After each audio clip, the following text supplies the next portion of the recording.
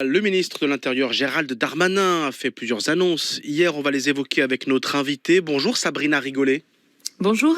Vous êtes la secrétaire générale adjointe du CSCI, syndicat des cadres de la sécurité intérieure. Merci d'être avec nous. Alors désormais, dit le ministre, les tirs de LBD, ce fameux lanceur de balles de défense, seront strictement encadrés. Ils devront faire l'objet de l'accord d'un superviseur. D'abord sur le fond, est-ce que c'est une bonne chose ? Oui, le SCSI demandait la mise en place de ces superviseurs, notamment pour les services qui ne sont pas spécialisés dans le maintien de l'ordre, puisqu'il faut quand même distinguer l'ensemble des collègues policiers qui agissent dans ces moments de manifestation.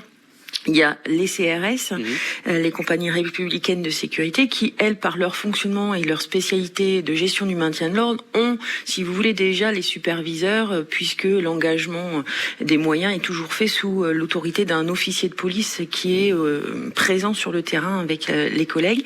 Et il y a effectivement à la préfecture de police, si vous voulez, l'ensemble des personnels qui ont été déployés, notamment suite aux manifestations de Gilets jaunes, et qui n'étaient pas aussi spécialisés du maintien de l'ordre. Et donc, il apparaissait nécessaire de mettre en place ces superviseurs pour accompagner de façon à ce que ça soit plus aidant sur la déclinaison de l'action. Alors prenons justement, si ça ne vous dérange pas, un exemple concret pour que nos éditeurs comprennent bien. Si par exemple deux policiers, prenons l'exemple de Paris, parce que ça arrive parfois, même souvent dans des rues transversales, des rues perpendiculaires à là où est le cortège, si deux policiers font face à des manifestants un peu excités dans une ruelle, comment avoir le temps de demander l'accord, l'aval d'un superviseur avant de tirer cette balle de défense ?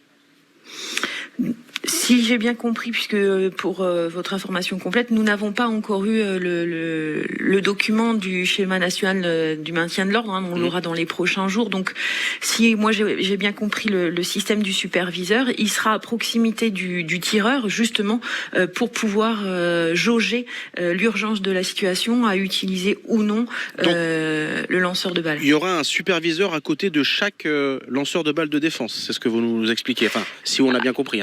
Mais en tout cas... Mais c'est possible ça, humainement, matériellement, en termes d'effectifs ? Je pense que c'est tout à fait faisable de mettre à proximité quelqu'un qui peut-être regarde un peu plus loin et n'est pas concentré sur l'arme qu'il doit utiliser. Ça permet d'avoir effectivement une vue d'ensemble. C'est comme ça que fonctionnent les CRS, l'officier qui...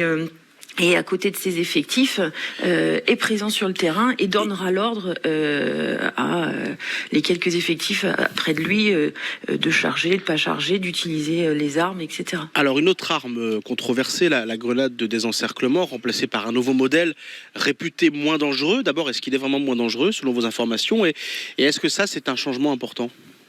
Oui, si vous voulez, ça a été testé par les services du matériel du ministère de l'Intérieur. Pourquoi ?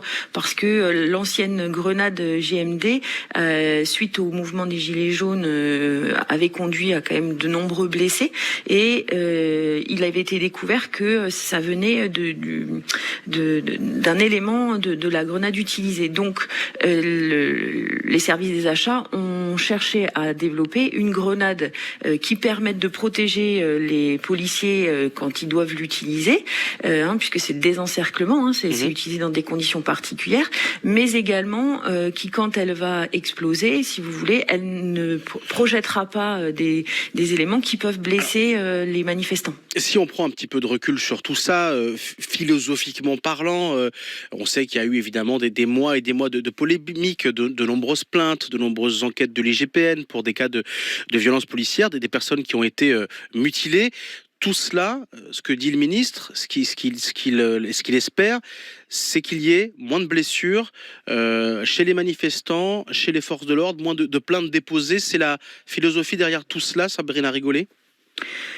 Oui, c'est effectivement le constat de tous ces maintiens de l'ordre qui ont depuis 2014, faut remonter à Sievens, loi El Khomri 2016, donc sous Monsieur Cazeneuve, il y avait eu des maintiens de l'ordre difficiles, compliqués, et si vous voulez, les ministres de l'Intérieur successifs ont un peu laissé en jachère ce schéma national. Il était très attendu par nos collègues, par les organisations syndicales. Donc on est satisfait, ça part d'une bonne idée de le publier et de montrer tout le travail qui a été entrepris sur cette idée de rénovation du maintien de l'ordre, l'idée étant effectivement d'avoir moins de blessés sur l'exercice de ce maintien de l'ordre, de l'adapter, trouver un point d'équilibre. Mais est-ce que c'est pour autant, un changement de doctrine? Est-ce que c'est un changement de philosophie ou est-ce que c'est une évolution pour vous?